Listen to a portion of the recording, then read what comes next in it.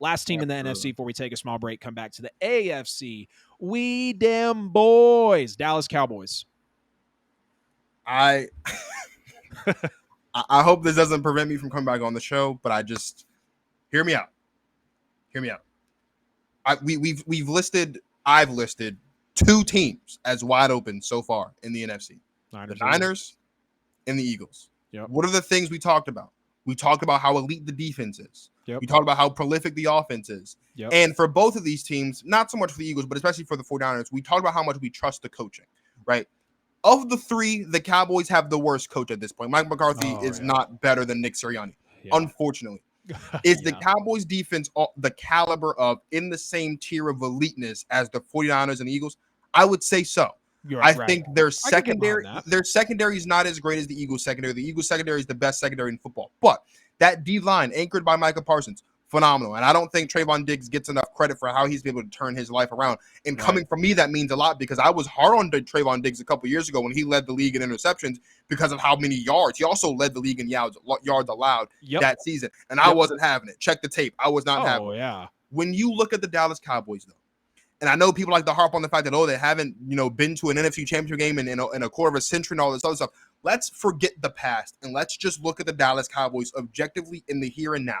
If this was any other team with the roster they put out on the field, when healthy on a week-to-week basis, we would look at this team and say, man, this team has a wide-open championship window. They have a guy that's in the top 10 under center. They have guys outside that can make plays. They have defensive playmakers. They have guys in the backfield that can get the job done. Their issue has been the coaching. Their issue has been the ownership. Their issue has been they have so easily fit the stereotype of, well, the Cowboys are going to cowboy it up just when you think they're going to get over the hump.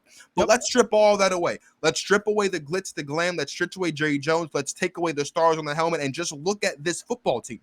This football team is a championship caliber football team.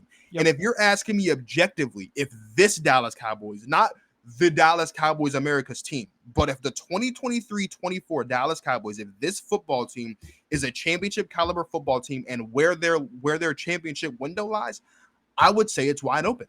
And I would say unequivocally, they're the 3rd best team in the conference. And I would say unequivocally, they're the biggest threat to the Eagles, not just because they're in their own division, and they're also the biggest threat to the 49ers. The Dallas Cowboys championship window, to me, is wide open. And I know that might be a crazy thing to say for some of the people watching because, again, we want to talk about how they haven't won a game and, they haven't made it to the championship in a quarter of a century, all this other stuff. But let's strip all that away. Look at the football team objectively. Let's not talk about the Dallas Cowboys. Let's just look at the names on the roster and what it takes to win a championship. The Cowboys have it. I'm going to say it's wide open.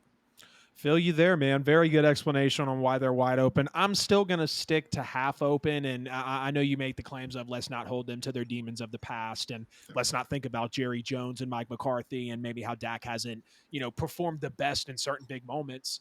But that's what makes the Dallas Cowboys. That's what makes them cowboy it up. That's what makes them that's what makes me only want to have the window half open. Dak, I heard what you said about being top 10. Going to spoil it a little bit for the end. Not in my top 10, just outside of it. But it doesn't seem like a lot of people in the league are very far off about where Dak is, unless they're a Cowboys fan, clearly.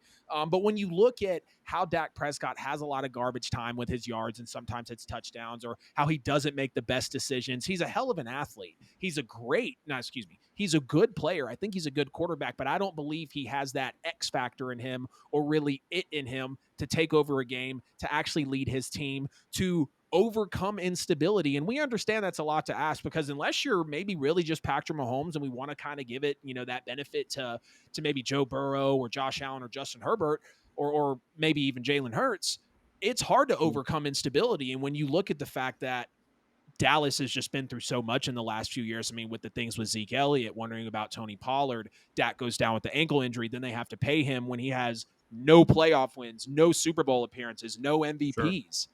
Dak Prescott won that.